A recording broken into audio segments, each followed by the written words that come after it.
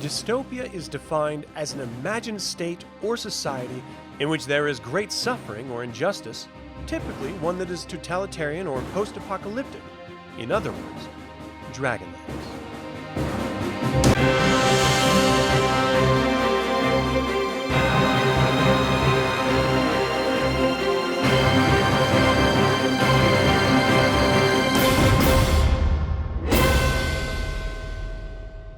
Welcome to another DragonLance Saga episode. My name is Adam, and today we're going to talk about the bitter truth of the DragonLance world of Krynn. I'd like to take a moment and thank my collaborator patrons, the heroes of the Lance, and invite you to consider becoming a patron or member of this channel by visiting the links in the description below. You can even pick up DragonLance gaming materials using my affiliate link. This episode is informed by the novels and various source books, as well as my own experience playing the role-playing setting throughout the years.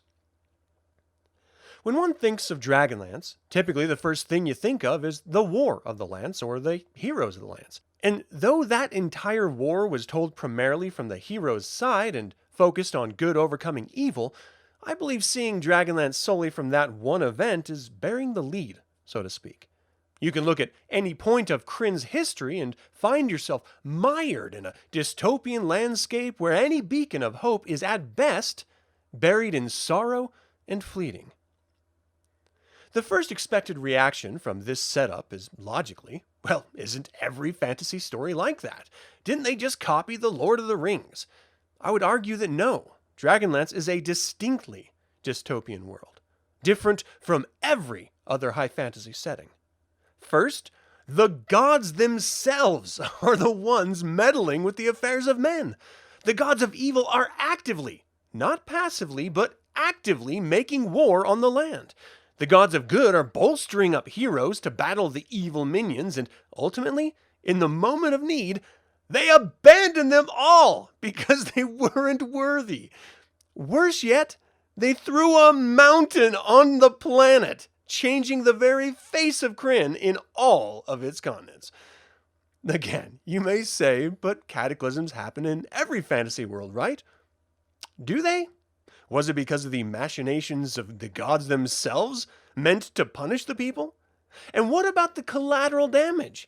We're brought into this world at nearly 350 years of plague, pestilence, famine, and war, which has killed millions in that time, according to the prologue of Dragons of the Hourglass Mage.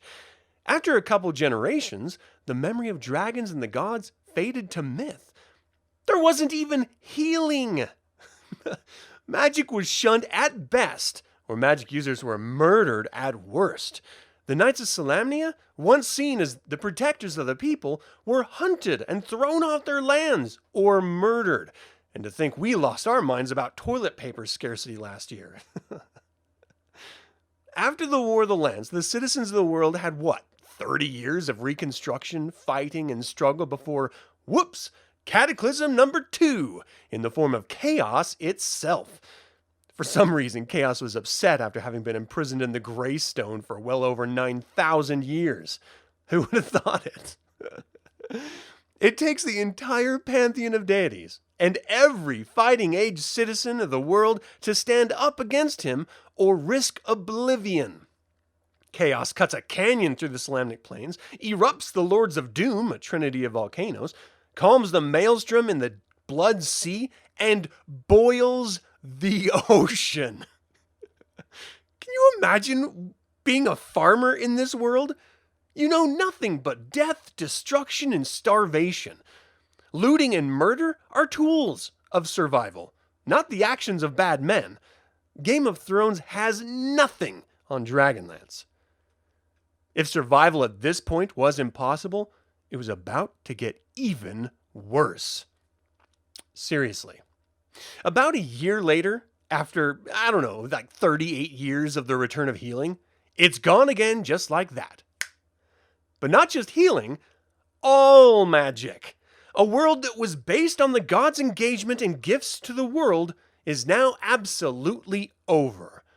Worse still, massive dragon overlords start appearing and actively terraforming random regions of Krynn, enslaving and murdering its population. And seeming to have learned nothing, the citizens of the world begin warring with each other anew, rather than fighting back. Individual families have no chance of peaceful existence and struggle under the weight of the power-hungry dragon overlords who themselves are also warring. The dragon purge would last for nearly 30 years. Now, I think it's time for a brief recap. Since the first cataclysm, there was nearly 350 years of darkness, death, and desolation, followed by 38 years of war and recovery, then another cataclysm that reshapes the world even more, and the gods' true abandonment. Not like the just kidding abandonment in the first half of the Age of Despair.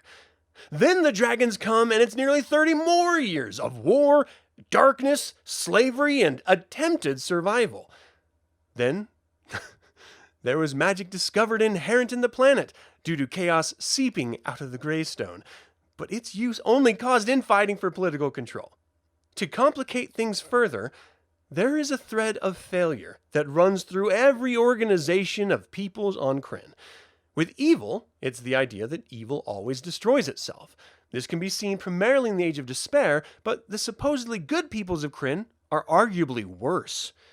Racism and bigotry grips the good races so intensely, not solely with other races, but within their own race, that it all but prevents them from working together even in the face of total annihilation.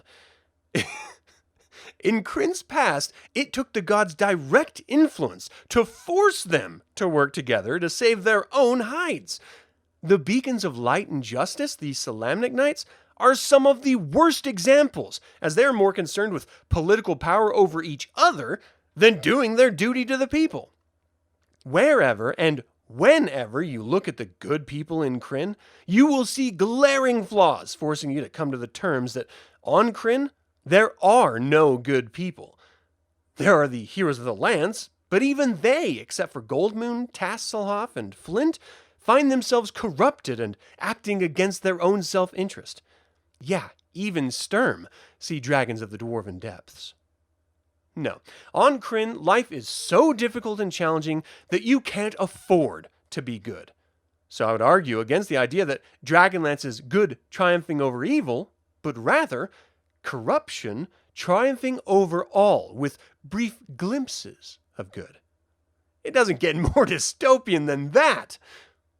But hold on to your knickers, we are ramping up one last time. A mysterious young woman named Mina appears after a massive storm that envelops the entire planet. Magic, both primal and artifacts of antiquity, begin to fail. Just after 6 years of their rediscovery, no less. The dragons are confronted by Mina, and some are slain, with her power being revealed to have been granted by, drumroll please, the Queen of Darkness herself, that old chestnut. 36 years after the loss of the gods and their magic, they return again, and that doesn't even cover the Dark Disciple era. The only time that was remotely livable on Krynn was in the 1,000 years of the Age of Might, and we know how that ended. But even in that time of peace, there were smaller conflicts that made life difficult in a fantasy setting. Economic strife, the rise of bigotry and nationalism, political machinations, sounds a little too much like our world for a game. Dragonlance has always strived for peace, but its gods and people will never allow that to happen. The drive to exist must be strong in its citizens, or they're going to be crushed under the boot of those stronger or more motivated. It doesn't even have to be some bad guy from towns away. It could be their brother or seeker priest or close friend. Survival changes everyone. It makes you do things that would seem unimaginable.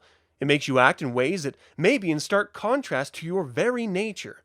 It is a drive that is present and evident in all eras of Krynn. And if you want to lose yourself in a dark dystopian landscape, I can't think of any better than Dragonlance. Thank you all so much for tuning into this episode. Do you know of any times of peace and prosperity that would counter my narrative of a dystopian campaign world?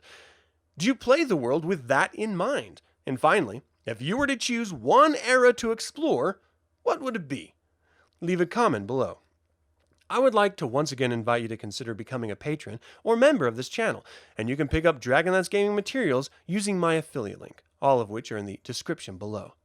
This channel is all about celebrating the wonderful world of the Dragonlance Saga, and I hope you'll join me in the celebration. Thank you for watching. This has been Adam with Dragonlance Saga, and until next time, remember, we will close our eyes and begin to dream our eternal dream.